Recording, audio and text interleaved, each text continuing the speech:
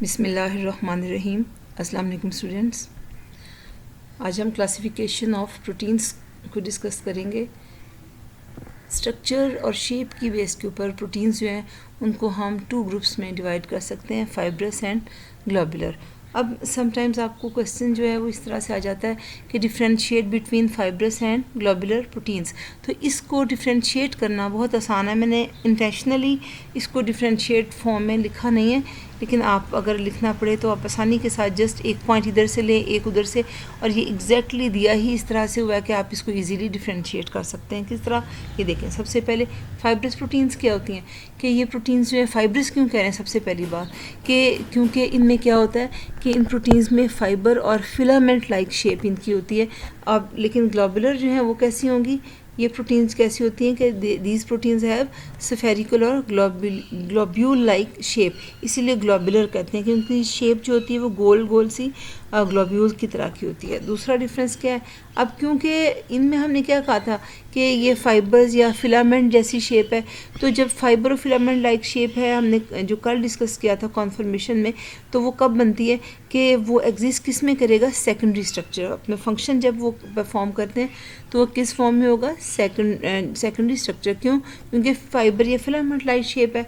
लेकिन जो ग्लोबुलर जो प्रोटीन्स होती हैं वो एग्जिस्ट किस में करती हैं, टर्शियरी या क्वाटरनरी स्ट्रक्चर में अपने फंक्शन के दौरान। क्यों, क्योंकि वो स्फेरिकल या ग्लोब्यूल लाइक शेप उनकी है, तो वो बनती ही तब है जब या तो टर्शियरी स्ट्रक्चर हो या फिर क्वाटरनरी स्ट्रक्चर हो, इसलिए ये इसमें आएंगी। इसके बाद जो है वो ये प्रोटीन्स जो हैं, ये जो फाइब्रस जो होती है ना, फाइब्रस ये क्या होती हैं, इनसॉल्युबल होती हैं एक्वस मीडियम में। अब एक्वस मीडियम जो है वो उसमें एक तो ये पॉइंट हो जाएगा, आप इसको इकट्ठा भी पॉइंट को लिख सकते हैं, और अगर आपके पास स्पेस ज़्यादा, स्पेस पे डिपेंड करता है, तो आप इस पॉइंट को अलग से भी कर सकते हैं। जैसे अब जो फाइब्रस प्रोटीन्स हैं ये क्या हैं, इनसॉल्युबल, और ये प्रोटीन्स कौन सी होती हैं, ग्लोबुलर जो हैं वो क्या होती हैं, सॉल्युबल होती हैं एक्वस मीडियम में।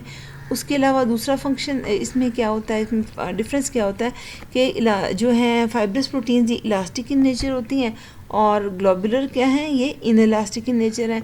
और उसके अलावा जो फाइब्रस हैं उनको आप क्रिस्टलाइज नहीं कर सकते, लेकिन जो ग्लोबुलर हैं ये क्या हो सकती हैं, ये क्रिस्टलाइज हो सकती हैं। और फिर एग्जांपल्स जो हैं आ जाती हैं। एग्जांपल्स जो हैं वो क्या है इसकी, कि कोलेजिन, फाइब्रिनोजिन, एक्टिन, मायोसिन और फिर केराटिन। इसके बाद ग्लोबुलर की एग्जांपल्स जो हैं वो कौन सी हैं, enzymes, hormones, antibodies, channel proteins, और इन्हीं को हम आगे जाके भी डिस्कस भी करेंगे। अभी एक चीज़ ध्यान में रखें कि अगर आपने एक को बहुत अच्छी तरह से याद करें तो आप ये देखें बिल्कुल ही इसके ऑपोजिट ही जाता है। तो इसमें जस्ट क्या रखना है कि ये फाइब्रस है, उसमें क्या रखना, वो स्फेरिकल या ग्लोबुलर शेप्ड है। इसमें क्या होगा कि सेकेंडरी स्ट्रक्चर होता है फाइब्रस में, ग्लोबुलर में क्या होगा, टर्शियरी या क्वाटरनरी। फाइब्रस जो है उसमें क्या होगा कि एक्वस मीडियम में इनसॉल्युबल होती हैं, और वो एक्वस मीडियम में सॉल्युबल होती हैं। फाइब्रस जो है इनकी नेचर क्या है, इलास्टिक इन नेचर है, और ग्लोबुलर की क्या होती है, इन इलास्टिक होती है। जो फाइब्रस प्रोटीन्स हैं ये क्या होती हैं कि ये क्रिस्टलाइज नहीं हो सकती, और ग्लोबुलर जो है वो क्या होती है, वो क्रिस्टलाइज हो सकती हैं। फिर एग्जांपल्स को याद कर लें। तो ये आपका डिफरेंस के साथ हो गया। इसके बाद रोल ऑफ प्रोटीन्स जो हैं ये क्या होता है कि ये इम्पॉर्टेंट मॉलिक्यूल्स हैं, बहुत इंपॉर्टेंट मॉलिक्यूल्स होते हैं हमारे सेल्स में, और ये इन्वॉल्व किस में है कि जितने भी सेल फंक्शंस जो होते हैं उनमें ये इन्वॉल्व होती हैं। हर प्रोटीन जो कि बॉडी में होती है उसका एक स्पेसिफिक फंक्शन होता है। कुछ प्रोटीन्स जो है वो इन्वॉल्व किस में होती है, सपोर्ट में, या कंपोजिशन जो बॉडी पार्ट्स की होती है उसमें, तो हम कह सकते हैं उनका कौन सा रोल है, स्ट्रक्चरल रोल है। फिर कुछ प्रोटीन्स जो हैं वो इन्वॉल्व किस में होती हैं, फिजियोलॉजिकल एक्टिविटीज़ में, यानी फिजियोलॉजिकल मीन फंक्शन की एक्टिविटीज़ में, जैसे बॉडी की मूवमेंट है, डिफेंस है अगेंस्ट जर्म्स, या यानी कि फंक्शनल रोल्स की हम बात करें तो दो तरह से फिर आपके जो रोल्स आ जाएंगे, एक तो जो है स्ट्रक्चरल रोल और दूसरा कौन सा है, फंक्शनल रोल। तो इसको हमने अभी मज़ीद डिटेल में जो है उसको करना है। तो इसमें जो है आपका जो सबसे पहले स्ट्रक्चरल प्रोटीन्स जो हैं उनकी जो लिस्ट, और हम उनकी बारे में डिटेल जो है उसको डिस्कस करेंगे। तो सबसे पहले जो है इसमें कोलेजिन आ जाती है। कोलेजिन जो है इसका काम क्या है कि इस्टेब्लिश करेगी matrix of bone and cartilage.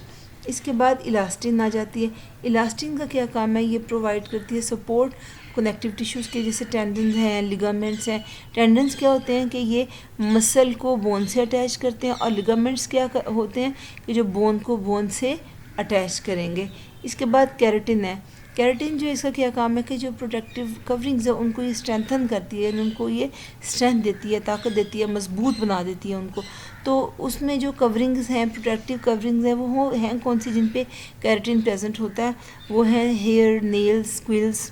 Quill होते हैं वो जो होते हैं ना, पर जो होते हैं इनके परिंदों वगैरह के, जिसे अब वो क्विल होता था एक ज़माना, बच्चों को पता होता है, उससे लिखा भी जाता था, उसको लिखने के लिए भी इस्तेमाल करते थे जब ये बॉल पेन वगैरह आपकी नहीं होती थी।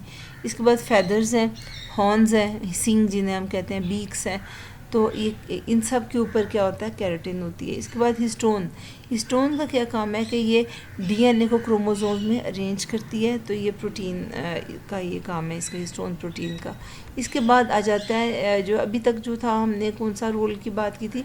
हमने जो है स्ट्रक्चरल रोल की बात की थी, यानी स्ट्रक्चरल प्रोटीन्स की बात की थी। अब हम फंक्शनल प्रोटीन्स जो हैं उनकी हम बात करते हैं। तो लिस्ट ऑफ फंक्शनल प्रोटीन्स है आपकी, और उसके बाद हम रोल उसका बात करेंगे, उसका क्या है।